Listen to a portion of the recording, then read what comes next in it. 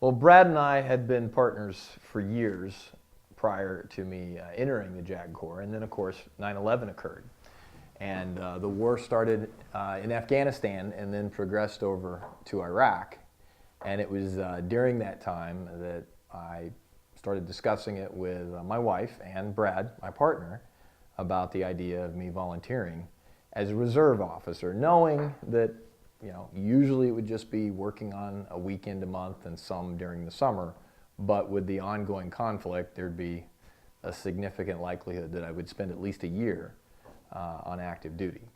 So the surge occurred, if you recall, in Iraq, where they were calling up large volumes of troops to try to quell the violence.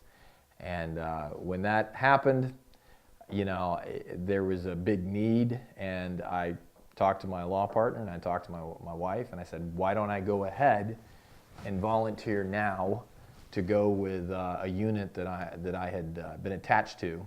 They were asking for volunteers, and I said, at least now we can have a degree of certainty, and we can know it's coming. I had about 2 or 3 months lead time, and I would know when I was coming back, and looking at where things were in the firm and with our practice, it seemed as good a time as any, and knowing that the need was there and the likelihood would come that I would get called anyway, so why not go ahead and volunteer? One of the things that really came up a lot is post-traumatic stress syndrome and traumatic brain injury. Those are two areas that have exploded as every conflict tends to have its injury. Every single conflict has kind of a repeated thing that the particular battlefield of that particular war exposes soldiers to.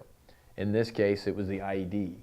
And an IED, it has a lot of similarities to a high-velocity car wreck. You don't see it coming, you're generally in a vehicle, and your vehicle is utterly demolished, if not turned on top of itself. You get the same thing, closed head injuries and a person that's been irrevocably changed when they look at their world. They're more fearful, they're anticipating something bad happening, and those are all signs of post-traumatic stress. So I worked with wounded warriors in the Army hospital I was assigned to, and I was kind of amazed at some of the similarities, and then actually started doing some research on it, and you'll find that car accidents cause more incidents of post-traumatic stress than we actually have in terms of combat veterans, even though they're a large amount as well. And then of course the brain injury is the one that lasts the longest, and you get significant amounts of those in both those areas. So there was things I knew about the medicine involved, and then what you do as an injury attorney is you take the medical issues that are faced, that clients facing, and you have to put those into the legal framework in terms of their rights. And they're not the same. Military rights are not the same as what you have in the civilian world, but you still have to learn how to merge the two together.